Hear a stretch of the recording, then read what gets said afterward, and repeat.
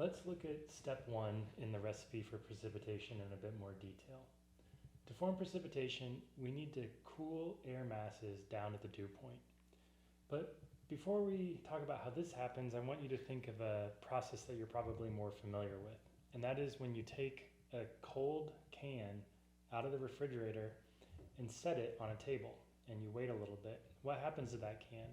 Well, you might see that on the outside of the can there's droplets of water that are starting to form. Have you ever thought about where that water comes from?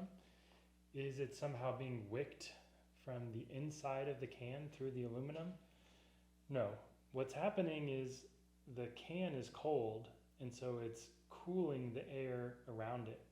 And as it cools the air around it, it's causing the relative humidity of that air to increase, and in other words, the air around it is decreasing in temperature to its dew point, and that's causing condensation on the can.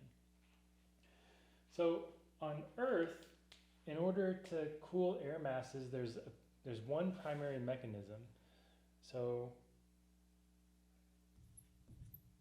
that is the following: vertical uplift of air.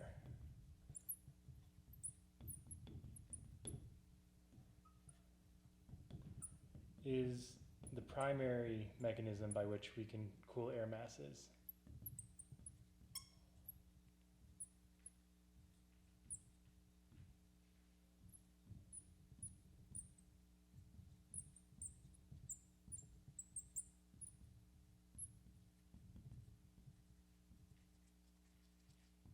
So why is that? So as an air parcel rises, it will tend to expand because there's decreasing pressure. And if it doesn't exchange any heat with its surroundings, it's going to cool down as it does that. And as that happens, it's going to tend to cause it to cool down, and it's going to reach the dew point. So on Earth, the rate at which a parcel of air cools as it rises is known as the adiabatic lapse rate.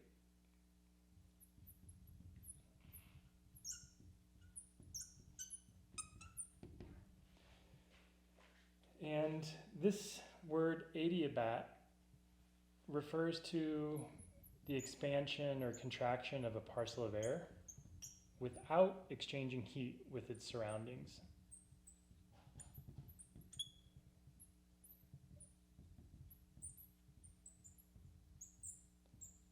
Without heat exchange.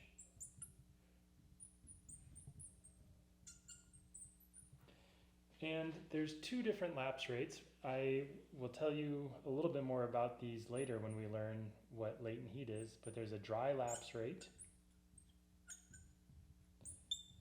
And the dry lapse rate is about 10 degrees Celsius per vertical kilometer. And the moist lapse rate is a little bit lower. And the reason these are different we'll have to explain later on in the course. But take my word for it for now that they're different. So let's consider the following. Let's make a plot. And here we have elevation in the atmosphere. So rising from Earth's surface upwards. And here we have the air temp.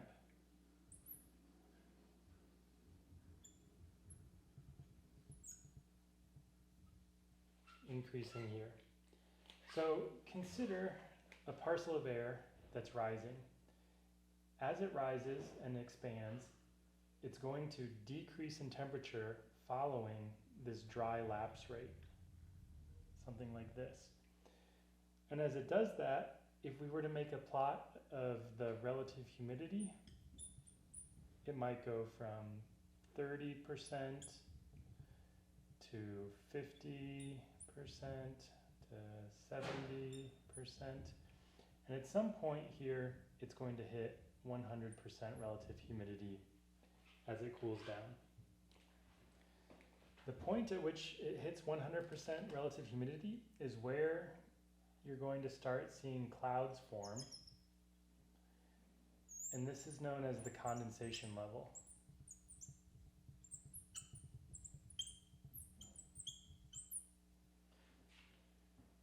If you were to continue to rise here, I'll just trace out the dry adiabatic rate. Instead of the air temperature decreasing at the dry adiabatic lapse rate, once it starts to condense, it actually decreases at a slower rate. So the change in temperature for change in elevation is smaller here. And that's the moist rate here. So this is the moist adiabatic lapse rate. And as it continues to go up and get colder and colder, you're going to start getting precipitation forming. So this is how we get precipitation to cool. In order to get precipitation, we need to cool an air mass to the dew point. And on Earth, the primary mechanism by which we do that is by lifting an air parcel so that it can cool along the adiabatic lapse rate. And just for completion, I'll note that this one is the dry lapse rate.